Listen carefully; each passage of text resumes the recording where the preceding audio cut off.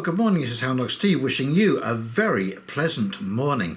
And what a morning it is. The sun is out and the temperature is +2 centigrade. So, yes, we will be working outside today.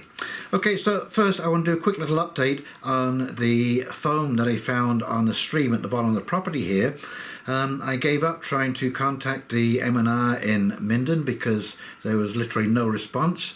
So I went down to the M&R in Peterborough, and basically I got the pat answer that it is just organic matter in the water. It happens all the time this time of year, and no, they're not testing for anything coming out of Ohio. As far as they're concerned, it all went south, and it knew where the border of Canada was, and Ontario specifically, and it didn't come anywhere near Ontario. So there you go, there's your pat response. This has become typical. The shrugging of responsibility is absolutely unbelievable.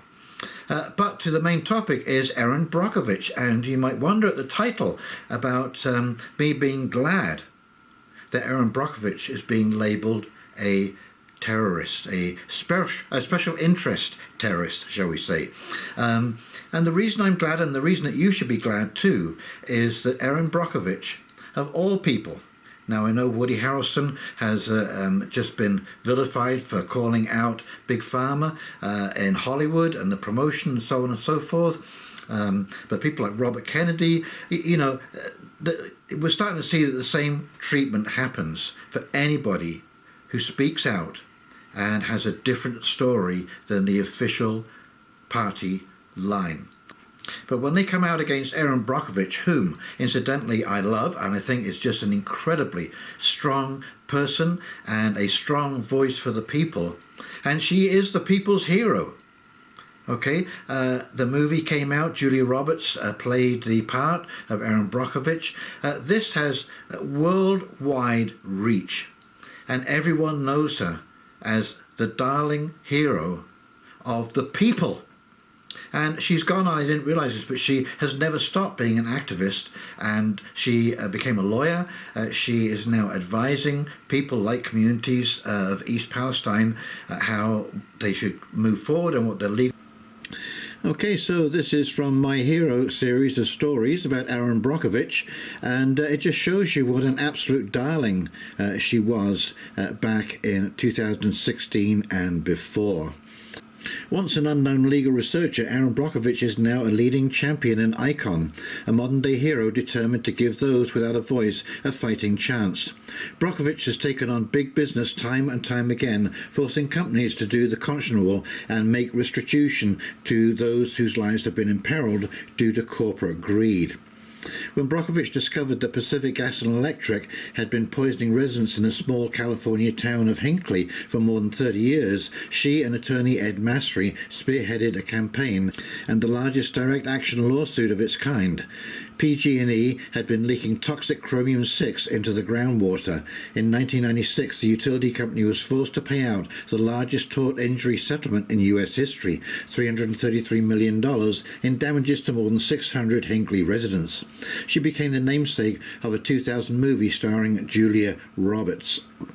Before this, Brockovitch was a divorced single mother trying to make ends meet when she crossed the paths with Ed Masry. The direction of her life changed dramatically. Over time, she realized that she could make a difference. Her goal to spread the message of personal empowerment and to encourage others to stand up and make a difference has resonated for several decades now. From the environment to medical and pharmaceutical devices to product liability, Brockovitch is a champion and hero to many. A natural gas leak in North Los Angeles has emitted more than 150 million pounds of methane. The fumes have caused headaches and nosebleeds in the residents at Porter Ranch. Brockovitch has called the methane gas leak the worst US environmental disaster since the British petroleum oil spill. Brockovitch has encouraged the residents to be united in their plea. "I can tell you when we stick together, things go better," she said. "I know there's confusion and chaos. A lot of mistrust is happening. It's important, and I share this with communities often, that you realise Superman's not coming. We're going to have to start saving ourselves. It's time to try and find a solution." And there you go. Erin Brockovitch, the people's hero. Rights are for the authorities, for the Ohio authorities to label her, and the FBI incidentally, you'll see in the piece I'm going to read, to label her as a special interest terrorist really just shows how low these people will get, the depths that they will plumb to smear someone like this. Okay, and it's just becoming, we're just learning more and more. This is how they do things. This smear campaign is the campaign of a person who has no arguments and nothing left to say. Oh, you're a white supremacist. Oh, you're a racist. Oh, you're a Trump supporter. Oh, you're a right-wing extremist. Yeah, we got it, okay? And that is the good news. The more people like this, high-profile people, get smeared, who we know are champions of the people's voice and not the corporate voice, okay? It works to wake up more and more and more people. More and more people start to doubt the official narrative, and this can only be a good thing. And right now I'm seeing a tidal wave of people waking up to the reality of where this crew of gangsters is taking the world. How dark does it have to become before you realize how many smear campaigns against once darlings of the media? Let's say, Erin Brockovitch was a darling of the left when that movie came out in 2000. So this is absolutely stunning. Anyway, let's flip over to this article very quickly, and then I'll come back and do a quick wrap up. Okay, here we go. So this from Yahoo News. Ohio law enforcement links Erin Brockovich to potential for special interest terrorism threat in East Palestine. And this is March the 2nd, 2023. And here she is, Erin Brockovich. Ohio law enforcement issued a report late last month warning that events planned in East Palestine by the environmental activist Erin Brockovich could prompt a terrorist threat from violent extremists, according to an intelligence bulletin obtained by Yahoo News. Dated February 24th and distributed to law enforcement agencies by the Dept of Homeland Security, the Ohio Statewide Terrorism Analysis and Crime Center Terrorism Analysis Unit Situational Awareness report obtained by Yahoo News assesses that special interest extremist groups will continue to call for change in governmental policy, which may lead to protests in and around East Palestine and or at the State House in Columbus. The report then singles out the reaction by Brockovich, a whistleblower who helped build a successful lawsuit against the California utility company Pacific Gas and Electric in a case involving contaminated groundwater to the February 3rd train derailment and release of toxic chemicals in East Palestine. On the 24th of February, environmental activist Erin Brockovich is scheduled to be in East Palestine to explain residents' legal rights. Brockovich has urged the community to use common sense and ask questions. Brockovich is also placing blame solely on Norfolk Southern. The STACCTAU assessed this event could have potentially increased tensions within the community. The report assesses the risk posed by Brockovich and other activist groups that have planned events in East Palestine in the wake of the Norfolk Southern Trail derailment and the controlled burn of vinyl chloride, a carcinogenic ingredient used in the production of plastic products after the derailment. According to the FBI, special interest terrorism differs from traditional right-wing, left-wing terrorism in that extremist special interest groups seek to resolve specific issues rather than effect widespread political change. The report states such extremists conduct acts of politically motivated violence to force segments of society, including the general public, to change attitudes about issues considered important to the extremist cause. So there you have it.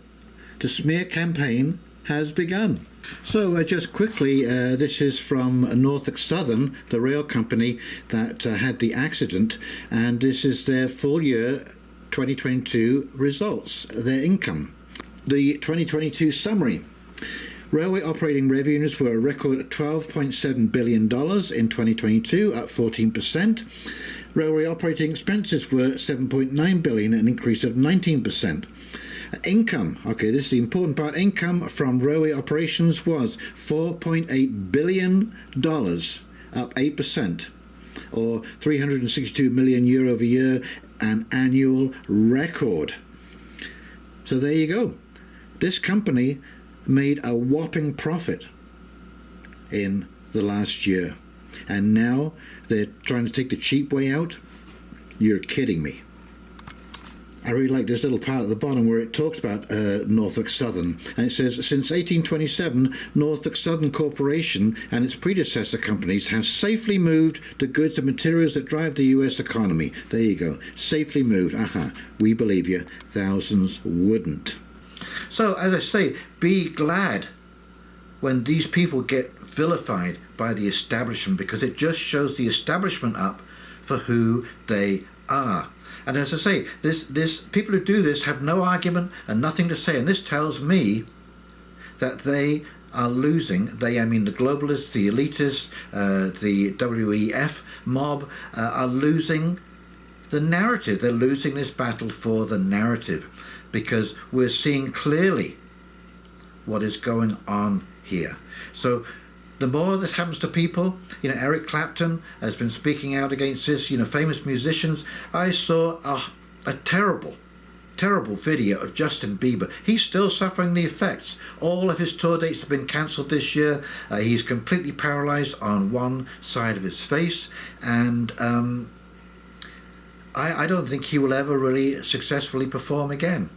So the damages, and the sports people, you wait until the sports people, the number, I read an article the other day, there's something like 1,290 odd athletes have collapsed in 2022 from some kind of heart condition on the field, the fittest people on the planet. Well, when all of these sports players who got massive contracts with these clubs realize that they were forced to compromise their only asset, which is their health and strength and their skill on the field.